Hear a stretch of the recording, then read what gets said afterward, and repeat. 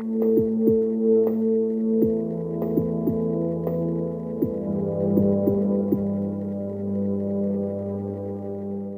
Killing Fields, of course, is about a particular time in the history of Cambodia, but it has a relevance beyond its time. At the time that the film is set, the Khmer Rouge, which was a communist party of Cambodia, a kind of extreme group really, took over the country, and they began a kind of political cleansing of the country. And that's important because it's an expression of what I call the industrialization of politics. You know, we all understand that actually what the industrialization of industry is, the industrialization of making cars, but we've forgotten that actually politics got industrialized, and that was an era of mass politics where the individual human being counted for less than the politics of the party. A terrible situation, very destructive, and probably the greatest destruction in the history of humanity has come through the industrialization of politics.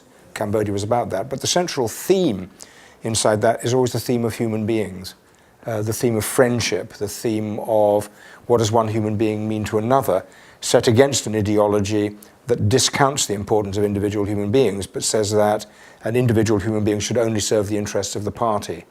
It's disguised as class, but basically it's the interests of the party. So that's what that film was about. I always felt it was a love story, and the love story about friendship. And these are the things that really make the world turn round. It's friendship, love between men and women, love between men and men, if you like, love between families, love between mothers and fathers, which is the real nexus of human behavior. The rest is, in truth, some form of decoration. But the real reality of human life is our interpersonal relationships. That's what the movie was about.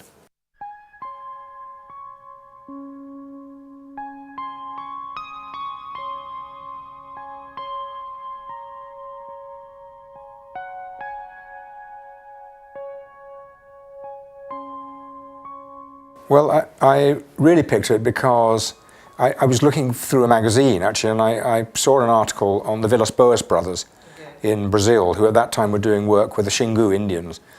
And I was talking to somebody about that, and also a producer friend of mine called David Putnam, and he said, well, you know, there's a very good story about that, which was a stage play, which had been written by Robert Bolt, who was a great writer. And I went and talked to Robert Bolt, who had a stroke, and I realized that inside this story there were two stories to be told, really. One was a story about Western morality vis-a-vis sort of politics, and the other story was really about the relationship of the West to Indians, you know, the indigenas. And we still haven't answered that question. And I mean, in parenthesis, you know, I've just come back from Bogota. I've come here from Bogota. And in the making of the mission, we used a real Indian tribe called the Waonana, who hadn't met white people very much before, and they were actually in the film, and are wonderful in the film. And 20 years later I've come back, and this tribe is driven off their land, and they're living in little, tiny, squalid houses in a sort of favela outside Bogota. You know, 30 people to a very, very small house. And if you look at the film and look at the beauty of those Indians and realize what we've still done to them, it's really shocking. And Latin America's culture is embedded with Indian culture, shot through like a wonderful necklace with colored pearls, and that's your culture, that's your beauty, and that must be absorbed and loved and adored, I think, because it's part of your history. And it's only a Western tradition that says that these cultures are less intelligent than we are. Intelligence is no respecter of culture. Intelligence is found in individual human beings. And certainly for me, that's a story I really wanted to tell, and also the idea that there may be two answers to a situation, and that choices are based on very subtle and extraordinary things that every human being in the end has to choose.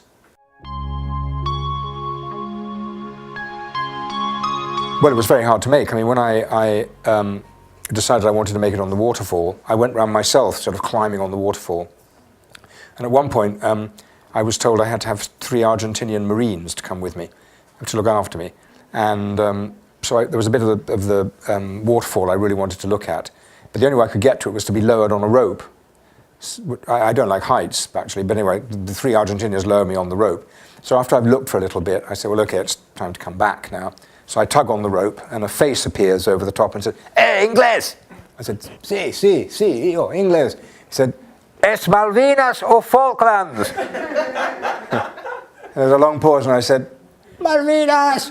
And they pulled me up.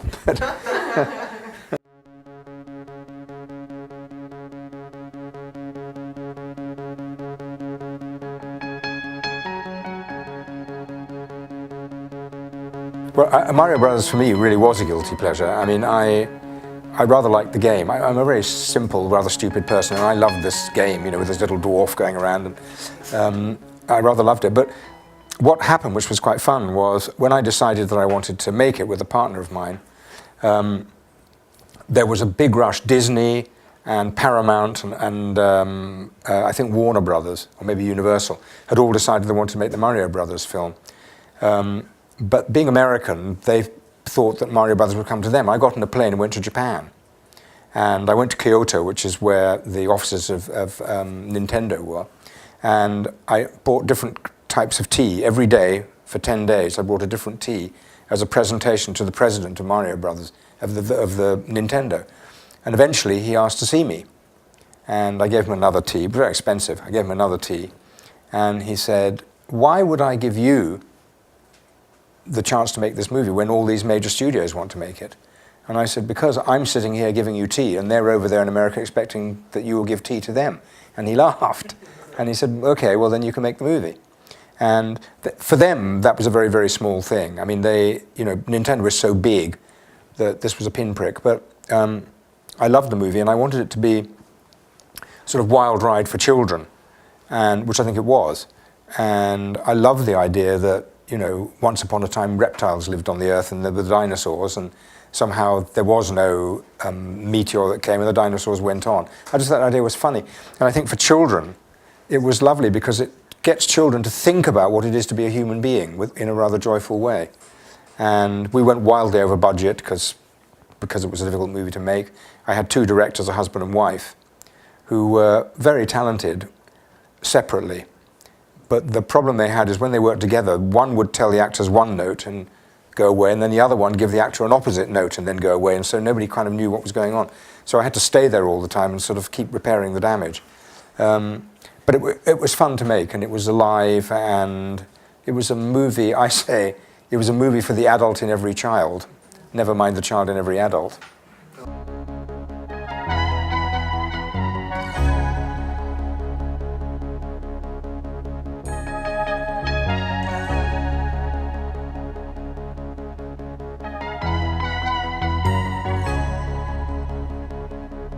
Well, Vatel was a very beautiful movie to me. I mean, I made Vatel because it's really about being a movie director. Because when you think about it, you know, Vatel is asked to throw a party for the King of France, and if the party works, the King of France will give his master a place at court again. So he's exactly like a director who's trying to make a film for a studio. And I really loved that story. I suppose the beauty of it really was this idea that you create a great visual experience.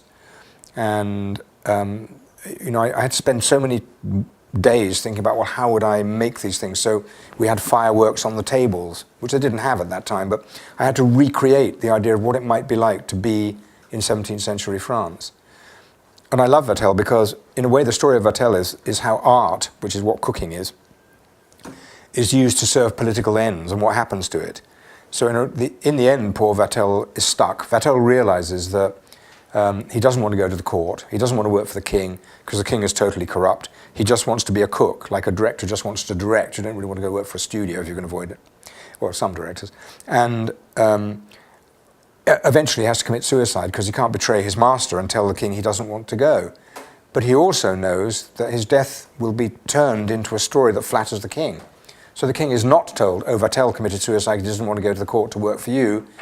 The king is told, oh, Vatel committed suicide because the fish didn't arrive and he couldn't bear the shame of not serving the king.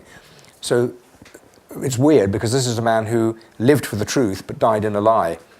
But there was no escape.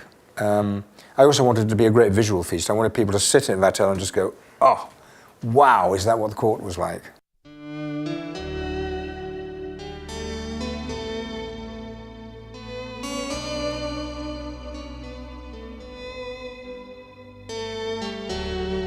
Well, I think this is a very interesting question, but it's a very big question.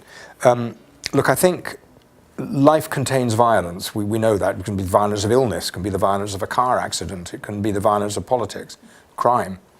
But that violence has consequences. A danger with some cinema is that it started to create a kind of violence that has no consequence. And kids and people go to the cinema and laugh at that. That's really destructive, because it's teaching people, without saying what it's doing, that life actually doesn't have any value. It's actually rather disposable, that we are kind of consumer objects. We're not consumer objects. We are alive, vibrant, full of feeling and expression and desire and hope. And I think that cinema has to concentrate on that. And I think if it doesn't, it breeds a twisted audience. And I've watched some films, I'm not going to say which, and I've ended up the movie thinking, this is made by a psychotic, this is made by a sociopath, this is made by a man who has no connection to anything real at all. For me, that's dangerous and weak. I think it's much better to go to a film that excites you in all those ways, but actually gives you the sense of the full joy and responsibility of being a human being and makes you richer because of it. And I think that's coming. I think the new generation is tired of this just endless violence and machine gunning and loud effects and is looking for something else. Mi nombre artístico es Toco Gómez. Tengo 52 años trabajando en lo que es ambiente de radio, televisión y cine. 52, 53 años, algo así más o menos.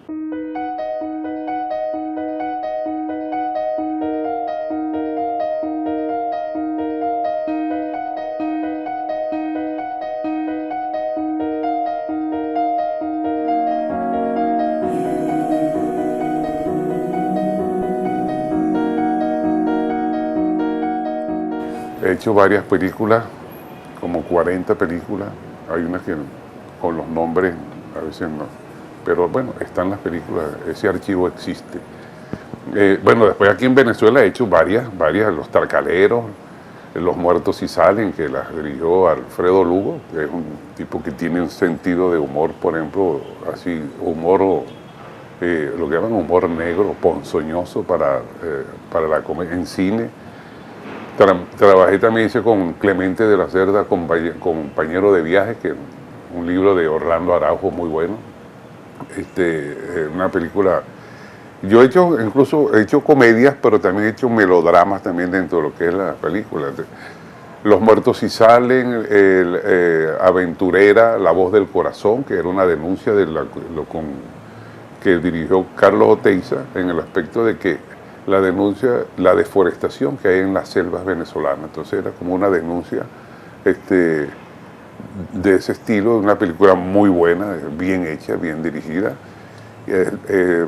Carpión Milagrero, eso lo hicimos nosotros en Margarita, que la dirigió Michelle Katz. Bueno, un montón de películas más. Tengo ahora... Últimamente hice una con Milton Crespo que se llama El Alcalde, pero este es un alcalde que es corrupto, ¿no? Entonces, hice también otra película. Bueno, tengo dos más, una con Miguel Curiel y tengo otra que bueno, estamos hablando que el productor es Luis Castillo Silva, o Luis Silva Castillo. Entonces estamos hablando pues de lo que se va a hacer, estamos llegando a...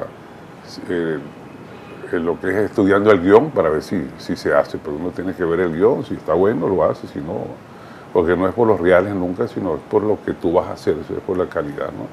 Porque poner la torta es muy fácil, ¿no? Es muy fácil, en cambio hacer las cosas buenas cuesta, ¿no?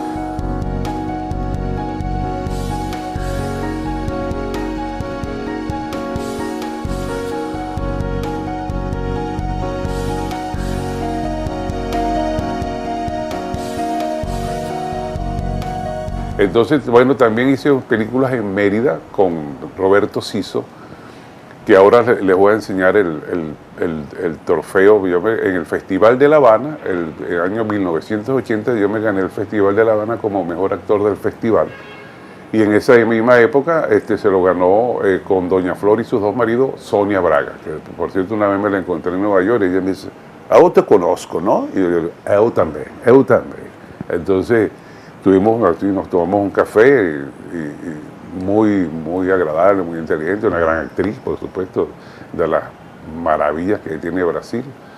Y ese, bueno, tengo por ahí, les voy a decir, el coral, se llama el coral, y el diploma como actor del festival. Y ahí me he ganado otros premios aquí en Venezuela, en Colombia también, por muchas actuaciones, ¿no? Entonces, pero que el cine llena mucho, porque lo estudia y le pasa, no sé, a muchos actores. Bueno, conocí, por ejemplo, un tipo como Charlton Heston. Entonces, él decía que todas las películas que ha hecho, a mí me pasa, bueno, y valga la comparación, ¿no? Charlton, un Grandes Ligas. Y entonces, que uno no queda satisfecho, nunca queda contento con los trabajos que hace. Tú lo haces bien, lo que sea, te dan premios, pero te falta algo, decir, he podido hacer esto, ¿no? Ese tipo de cosas, ¿no? Y entonces me dijo Charlton Heston, he hecho tantas películas, Ben-Hur, no sé cuántas, las bromas, el planeta de los simios, pero nunca queda satisfecho. ¿Sí? Gente así de ese nivel, y eso le pasa a muchos actores, tanto en cine como en televisión o en lo que sea, ¿no? Entonces, bueno, más o menos.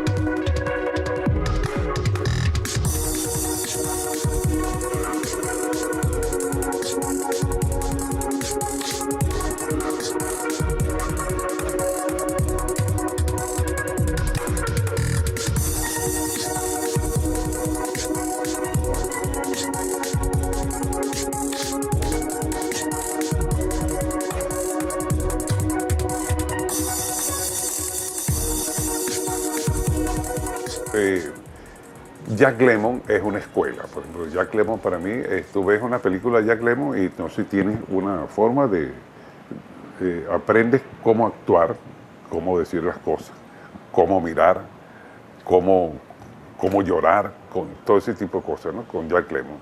Pero ahí tienes tú, por ejemplo, a gente como Robert De Niro, tienes Al Pacino, tienes a Dustin Hoffman, hay una escuela extraordinaria. Pues.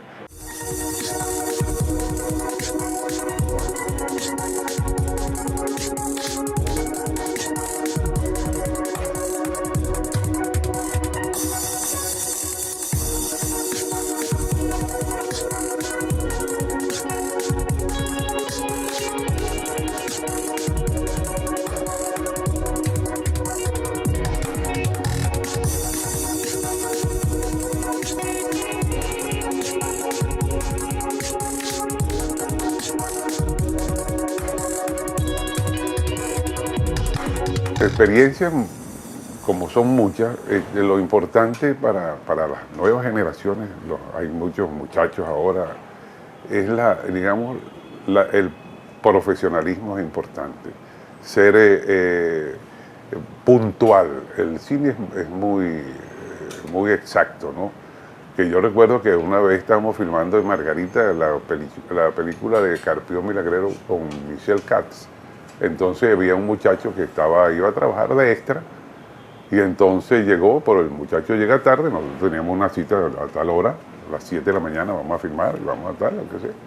Entonces no había llegado el muchacho, entonces cuando él llegó, entonces me voy a maquillar, entonces digo, no te maquilles porque ya el papel tuyo lo hizo otra persona. ¿Quién? Uno de los técnicos. Entonces, para que veas que esto es puntualidad. Entonces el cine es muy exigente. Cuando los libretos tienes que aprendértelo muy bien, porque hay gente que quiere improvisar y si improvisa, no te aprendes bien el libreto, quedas mal.